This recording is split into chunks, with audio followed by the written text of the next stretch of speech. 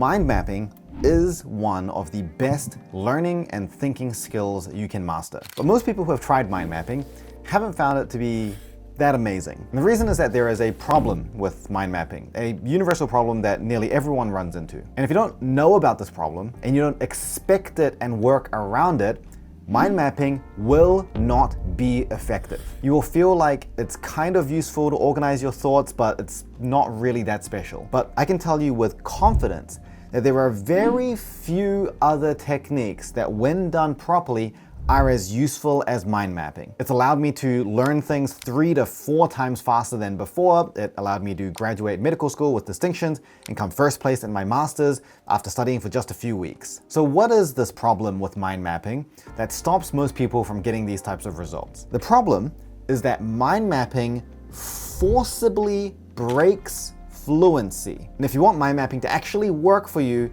you have to expect this. So here's what this means. Let's say that you're doing some normal non-mind mapping related learning. And so you're just jotting some notes down on a Notion page, sort of summarizing things as you read through a book. And we're just gonna call this normal learning.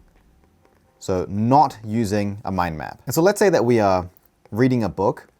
With normal learning, what we're gonna do is we're then gonna write these notes down into maybe some summarized sentences, a few bullet points. And as we do that, our brain is going to produce these signals. And by signals, I mean feelings that our brain recognizes. So for example, when you read through a new sentence talking about a concept that you've never heard of before, as you write down these notes and you paraphrase it and you summarize it and you write down the bullet points, you are going to get the feeling of understanding.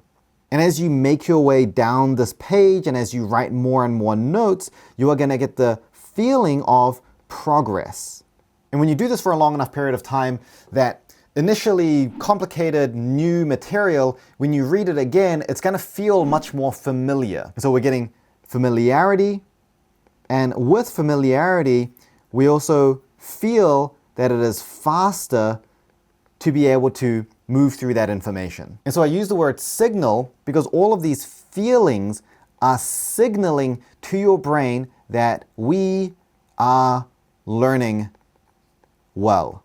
If we're moving through this page and we don't feel like we are understanding it, we're not making good progress, it's not feeling more familiar, and we're not moving any faster, these would be signals that we are not learning well. And the reason I'm talking about the signal thing so much is because our brain is constantly monitoring the techniques and strategies that we're using to make a judgment on whether it's worth continuing or not. And this is the reason when we start mind mapping, this breaks. These signals that previously indicate to us that we are becoming more fluent in the information, these fluency signals, mind mapping strips this away. So with mind mapping, we may be starting with that same book or that same piece of reading, but instead of outputting it like this, we're now turning that into keywords that are connected to other keywords, and maybe not even in the same order that's represented on the page. We're taking multiple ideas and we are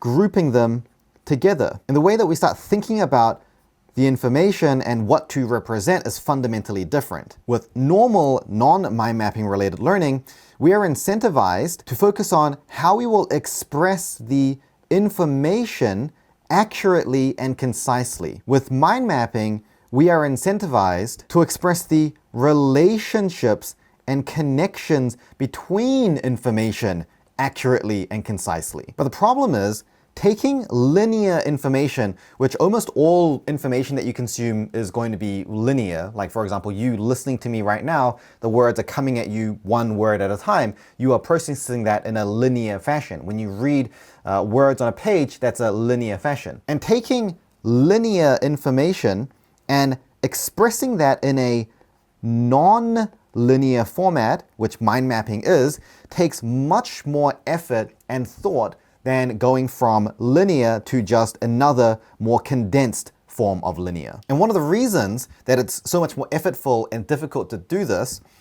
is because you are having to make many more decisions that you normally wouldn't have to make. When you're going from linear to linear, let's say they introduce the ideas A, B, C, and D in this order. And there's a few paragraphs of text underneath each main concept explaining it. With a normal way of learning, all we have to do is make the decision, how can I cut this paragraph down into bullet points or smaller sentences? But the order of ideas stays the same. The way that the idea is expressed is essentially the same. But with mind mapping, all of these things now change. You now have to make decisions about where to place each of these on the page. Maybe A goes here, and that links to B in this direction, but then B links to C over here, because you want to create a nice loop back through D like that, if this is how the information is related to each other. And if A has lots of different points,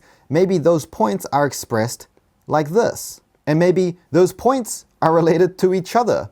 And maybe one of those points is related to C over here, and C has its own set of points. And maybe one of those is related to another point within B. And so you're now having to make many more decisions about the order of concepts, the relationships between those concepts, the spatial arrangement, literally where you're going to put it on the paper. And on top of that, how do you make it concise, which is the same type of thinking that we were doing up here.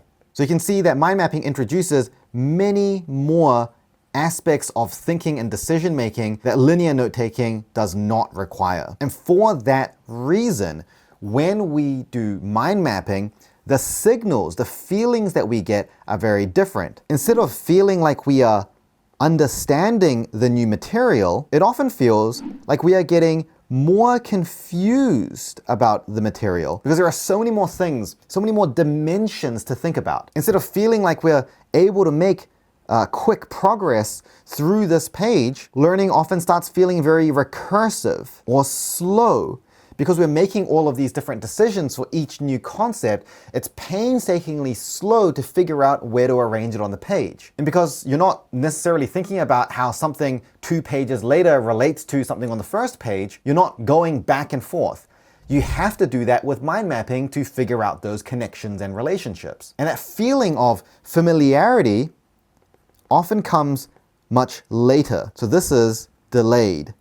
We stay in this confused state for a longer period of time before we start getting that sense of familiarity. And so normal learning triggers many more signals to our brain, telling our brain that we're developing fluency. Mind mapping sends signals to our brain saying that there is a lack of fluency. It forcibly breaks the feeling of fluency. And as a result, it feels like a waste of time, it's unnecessarily complicated, it does help to generally organize thoughts, but it's not really translating into real world performance or better outcomes in any way. Or at least that's what it feels like when you don't work through this problem. Because the fact that mind mapping forcibly breaks fluency is also one of its greatest strengths, and it is the core reason why mind mapping is one of the best skills that when you master allows you to think so much faster and so much more clearly. And it all comes down to asking just one crucial question. Does the feeling of fluency translate into performance? Years ago when I was in high school, I used to play tennis very badly. And I remember practicing my serve and practicing it in a way that allowed me to feel more and more comfortable with the technique. And I got to a point where I'd adjusted the way that I was holding the racket and my foot placement and how I was throwing the ball that made that tennis serve feel way more comfortable than it had ever felt before. So excitedly, I went and showed my coach, and my coach told me that I had gotten worse than before. And that is because I had misinterpreted the feeling of comfort as being good technique. What I didn't realize is that there are some things that to do it effectively, you need to do it in a way that at first feels uncomfortable. And so we can take that same perspective and apply it to mind mapping and thinking. When we are reading through material and we're getting these feelings like we're understanding it, we feel like we're making progress, we're flicking through the pages, we're writing more notes, that familiarity is building, we feel like we're getting faster. How important are these feelings? How accurate is that as a representation of our ability to perform and use that knowledge? And thankfully, because of some great researchers out there, we have some really clear answers to this question.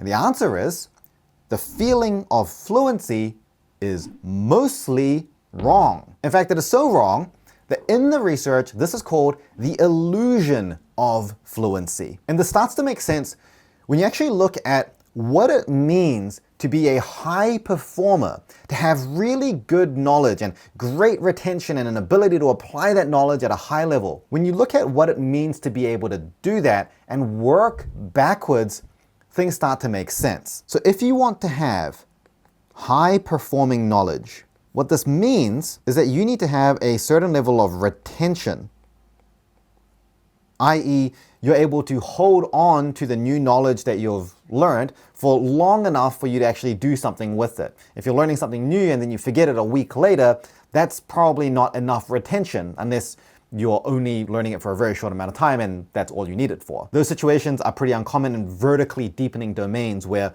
what you learn early on becomes foundational material for your later expertise. And so you need to have high retention. You also need to have a high level of mastery. What this means is that you can understand the information deeply and accurately, but you can also use that information together. So it's not being used only in isolation. You can bring multiple concepts and facts and perspectives together to solve lots of different types of problems. So I like to say that this type of knowledge is integrated. And in the real world, you also need to be able to do this efficiently.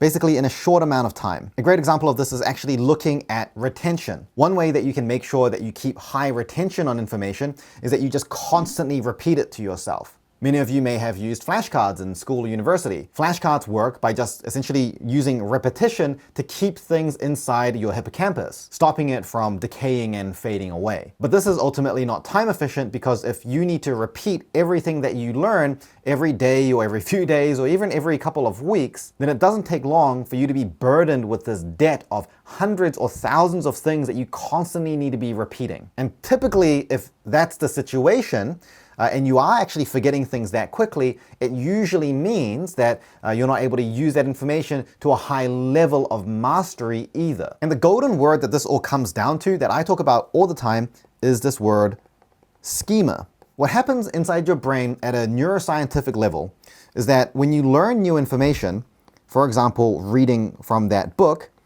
that information first goes in and is processed by a part of your brain called the hippocampus. And gradually over time, it enters into a longer term, more stable form of storage in somewhere called the neocortex, which is sort of this generic word for lots of different areas of your brain that store memory. It gets actually pretty complicated breaking that down. Now, if information does not move into your neocortex, right? It doesn't get consolidated into your neocortex, then it stays inside the hippocampus. But the issue is that knowledge that stays inside your hippocampus tends to fade more quickly. And so if you're keeping everything that you learn just inside the hippocampus, this is the situation where you're just burdened with all these things that you're essentially just trying to memorize through repetition over and over again. When really the hippocampus should be thought of more like a temporary state that gives your brain the chance to move it into the neocortex where it stays a little bit more locked in. So what determines whether something is going to stay in your hippocampus or whether it gets consolidated into the neocortex? The answer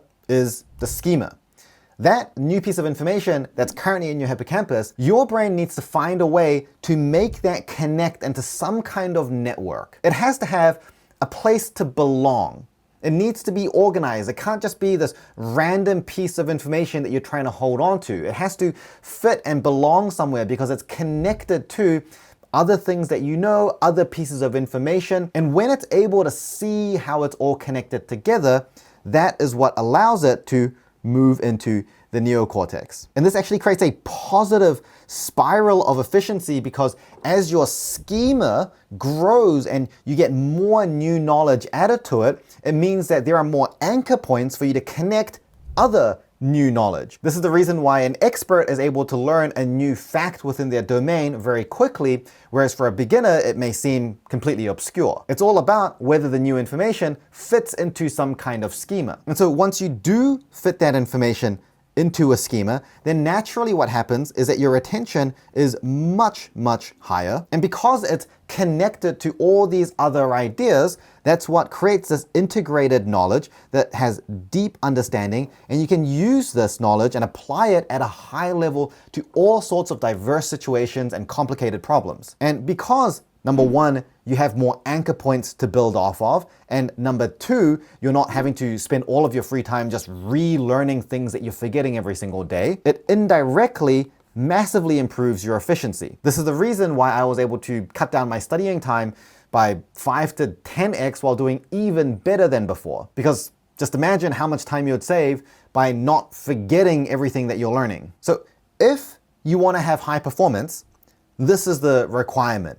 The knowledge that you're trying to gain, the information that you're learning, to get the results that you're looking for, to get the raise, the promotion, the good exam result, to get all of those things, that depends on how good you are at forming these schemas. And because of the nature of forming schemas and creating these relationships and connections that go, all over the place, this process of schema formation naturally feels very recursive. It can feel slow.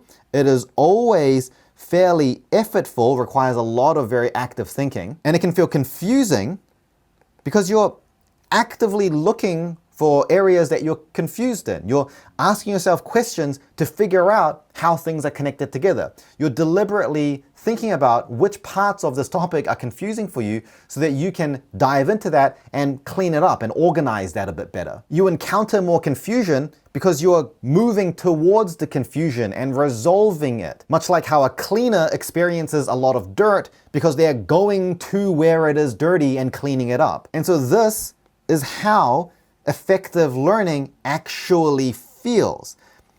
Compare that with the signals that you get from mind mapping and notice the similarities. Now, I will mention though, learning doesn't always have to feel difficult and slow and effortful. For example, a lot of the things that I'm teaching you right now about learning science or neuroscience, when I initially learned about this years ago, I don't think it was very easy for me to learn that because I was trawling through, like hundreds of research articles and reading really complicated textbooks that I don't think explain things in a really clear way. And so there are certain concepts that I try to explain in, a few minutes that back then it took me like days or even weeks to really wrap my head around. And in fact, I do encourage you to take that shortcut, the faster path in this instance. If you want to spend the next 10 years of your life reading through research and books and doing trial and error to figure out how to learn and think more effectively, be my guest. But if you don't, and you want to do that like 100 times faster, then you might be interested in joining my free weekly newsletter, where I've taken what I think are the most important insights and the most important practical takeaways that I spent years figuring out, and I've packaged those into 3 to 5 minute emails sent into your inbox for free every week. So if you're interested in learning how to think and learn more efficiently, and you've enjoyed the video so far, you found it insightful, then I think you're gonna find the newsletters insightful as well. You can unsubscribe at any time. If you're interested, I'll leave a link in the description below for you to join. Now, in my experience, there are two types of people who find mind mapping to be not very effective. There are the first type of people who try it and they feel all these things. They feel more confused, it's recursive, and it feels kind of slow, and they're really using a lot of that mental effort just trying to organize the ideas on paper. It feels really hard. And because it feels difficult and they don't realize that that is the stuff that's actually driving this incredibly valuable, crucial schema formation, they say, oh, this is not for me, and then they stop. For those people, just do it.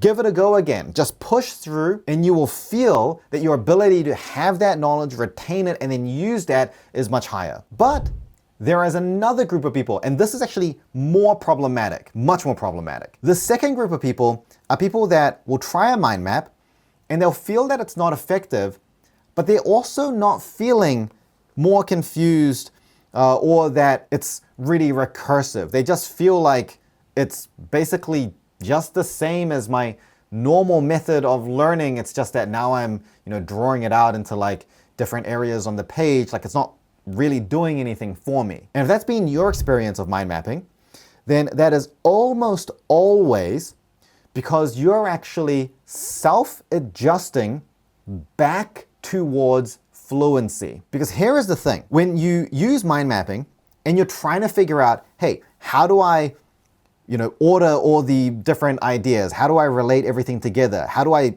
space things around? When you do that kind of thinking, there are so many possible options. Like I've sort of shown here, you've got multiple different ideas that are all sort of related to each other, and it starts getting, honestly, really messy and hard to follow. And once it gets to a point where it is this messy, your brain is not getting a lot of benefit from it because it's just too much going on. It's too disorganized. And so what some people will do is that because they believe that it's a good thing to feel those fluency signals and for it to just feel smooth and fast and easy, they will just not think about all the messy stuff. They will say, oh yeah, I feel like A connects to B, and that probably connects to C like this, and then there's D, and it's probably connected like that. Yeah, I think that's right. If they want to expand, there's a few points within A and B, and they just add them there. Oh yeah, that's probably connected like that. And they just stop here. And they stop here because to think about all the other possibilities is very overwhelming very fast. And so if that's you, the change that you need to make is when you get to this point, you have to ask yourself, okay, but how could it be different? How else could I arrange it? What are the relationships and the connections that are real and present that I haven't explored yet, that I haven't expressed or drawn out? And when you do that, naturally what will happen is that it will start to look a little bit more like this, much messier. This is a good thing. It should look messy in the early stages. Some people get to this point and then they stop here. When you get to this point where it's messy, this is when that schema building really starts. You've got the raw material here, you've got valuable connections. All you need to do is look at this and ask yourself, how can I clean this up? How can I organize this a little bit more intuitively, a little bit simpler? How can I space things out to let the ideas have a bit of room to breathe? By doing this, you actually also start utilizing certain visual and spatial parts of your memory as well, which is a really great additional memory cue that helps with your retention. And as your paper starts to become more organized and clean, your knowledge and your thinking starts becoming more organized and clean as well. And it is only at this point where you're looking at that overwhelming mess in the face and you're accepting that you need to clean it up and slowly work your way through. Only then are you really